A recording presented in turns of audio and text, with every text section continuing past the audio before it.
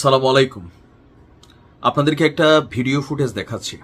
স্ক্রিনের এক অংশে আপনারা সেই দৃশ্যটা দেখতে পাচ্ছেন। এই ঘটনাটা হচ্ছে গতকালকে যুদ্ধ বিমান যেটা আমাদের বিধ্বস্ত হয়েছে F7, সেই যুদ্ধ বিমানটি F7 বিধ্বস্তের যে সিসিটিভি ক্যামেরা ফুটেজ সেটা। বাট ফুটেজটা খুব বেশি বড় না, কারণ অনেক দূরের একটা ভবন থেকে আপনার এটাকে কানেক্ট করা হয়েছে।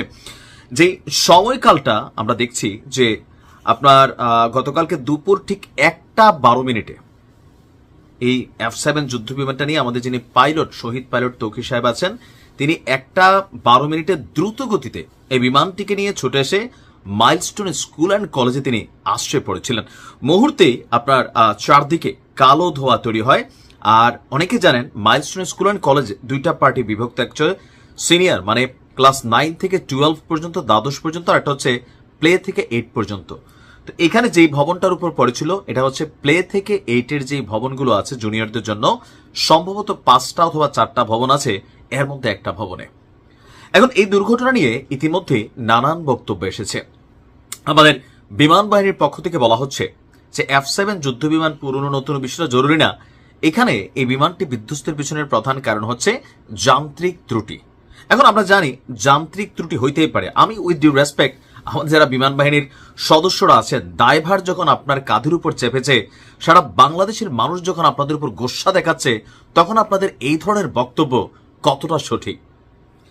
এখন একজন মানুষ অ্যাক্সিডেন্ট করতে পারে গাড়ি ঘোড়া নিয়ে, খুবই স্বাভাবিক। উন্নত বিশ্বে যখন আমরা অ্যাক্সিডেন্ট করি, সেখানে আমার গাড়ির ফিটনেস ঠিক আছে, আমার ড্রাইভিং লাইসেন্স ঠিক আছে, রাস্তাঘাট ঠিক আছে, রাস্তায় চলা প্রত্যেকটা গাড়ির যে ড্রাইভার তারা ঠিক আছে, নিয়ম কানুন মানতেছি, এরপরে যেটা হচ্ছে সেটা হচ্ছে অ্যাক্সিডেন্ট। কিন্তু বাংলাদেশে রাস্তাঘাট ঠিক নাই, ভাঙাচুরা। আমি উদাহরণটা কোথায় নিচ্ছি বুঝতে পারবেন। দ্বিতীয়ত, গাড়ির ফিটনেস নাই, ব্রেক ধরলে গাড়ি ব্রেক করে না। তৃতীয়ত, ড্রাইভারের লাইসেন্স নাই। চতুর্থত, এক গাড়ির সাথে আরেক গাড়ির যেই দূরত্ব বা সিস্টেম, লাইন মেনটেনেন্স, কোনো কিছুকে আমরা করি না, সিগন্যাল মানি না। পঞ্চমত, জনগণ সচেতন না, মন চাইলে ওভারব্রিজ লাফ দিয়া রাস্তায় চলে আসি। আমি মাত্র গত 2 দিন আগে বাংলাদেশ থেকে আসে আমি এই দৃশ্যপটগুলো দেখে এসেছি। এখন বাংলাদেশে যখন দুর্ঘটনা ঘটে, এটাকে দুর্ঘটনা বলা যায় না, এটা মরণ ফাঁদ, কারণ আমরা সবাই সিস্টেম তৈরি করেছি এবং পার্ট অফ ইট। এখন যে যুদ্ধ বিমান নিয়ে আমাদের বিমান বাহিনীর যে দায়িত্বশীল কর্মকর্তারা কথা বলছেন, প্রথমত হচ্ছে আপনারা কি ওই ফিটনেসের সবকিছু রেডি রেখেছিলেন? আজকের দিনে আইসা এই যে বিষয়টা নিয়ে মানুষ কথা বলছে, মানুষ তো বলবে, কারণ যাদের সন্তান মারা গেছে আপনারা বলতেছেন যে আমরা ক্ষতিপূরণ দিব। আচ্ছা, আপনি একটা জীবনের ক্ষতিপূরণ কি দিবেন স্যার? আপনার পরিবারের কোনো সন্তান যদি এরকম মারা যায়, তখন আপনি মানবেন যে 50,000, 1 লাখ, 1 কোটি একটা মানুষের জীবনের দাম?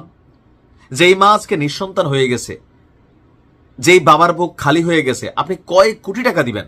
এটা আপনার বুক খালি হওয়ার আগ পর্যন্ত আপনি বুঝবেন না। আমার আশ্চর্য লাগে উপদেষ্টা আসিফ নজরুলকে নিয়েও, মানে তথাকথিত পলিটিশিয়ানদের মতন কথা। প্রয়োজনে বিদেশ থেকে চিকিৎসক আনবো কেন? বাংলাদেশে কি চিকিৎসকের ঠেনা পড়ছে? আমাদের সিস্টেম আছে। আওয়ামী লীগের সময় কিন্তু বার্ন ইউনিট আলাদা তৈরি করা হয়েছে। আমাদের লোকবল আছে, ডাক্তাররা সারা পৃথিবী থেকে চিকিৎসা দেয়। আপনার যে পলিটিশিয়ান মার্ক একটা কথা। এরপর আজকে দেখলাম বাচ্চারা ক্ষোভ দেখাবে, এটা খুবই স্বাভাবিক, এটা নিয়ে প্রটেস্ট হবে, খুবই স্বাভাবিক। কিন্তু শেখ হাসিনা স্টাইলে আপনারা যখন প্রটেস্টে যাচ্ছেন, শিক্ষার্থীদের সাথে পুলিশের ধাওয়া পাল্টা দেওয়া হচ্ছে, শিক্ষার্থীদের মাথা ফাটতেছে, সেখানে কিন্তু নতুন করে আবারও ডায়লগ উঠে এসেছে। ছাত্ররা প্রশ্ন করছে লাশের প্রকৃত সংখ্যাটা আসলে কত? এই কর্মকাণ্ডগুলোর মাধ্যমে আপনাদের যে জিনিসটা দরকার ছিল সেটার বিপরীতে বরাবরের মতন দায়সারা কথাবার্তা বলছেন। আল্লাহর কাছে দোয়া করছি সেই প্রতিটি মায়ের জন্য যাদের বুক খালি হয়ে গেছে, আর ভবিষ্যতে যেন এমন দুর্ঘটনা না হয় সেটার ব্যাপারে পদক্ষেপ নেওয়া। আবার ঘটবে। এই F7 যুদ্ধ বিমান দেওয়ার তথ্য বলছে বাংলাদেশে এই পর্যন্ত গত 30-35 বছরে 8 জন পাইলট নিহত হয়েছেন। তো আরো হয়তো হবেন। এরপর আমরা ডায়লগ দিব। তো এই ডায়লগ না দিয়া আমাদের এই যুদ্ধ বিমানগুলো যেগুলো প্রযুক্তি যেখানে কানেক্টেড, নতুন F7 থেকে F36 চলতেছে মার্কেটে, আমরা এখনো এটাতে কেন আছি? প্রবলেমটা কোথায়? এগুলাকে পরিবর্তন করেন।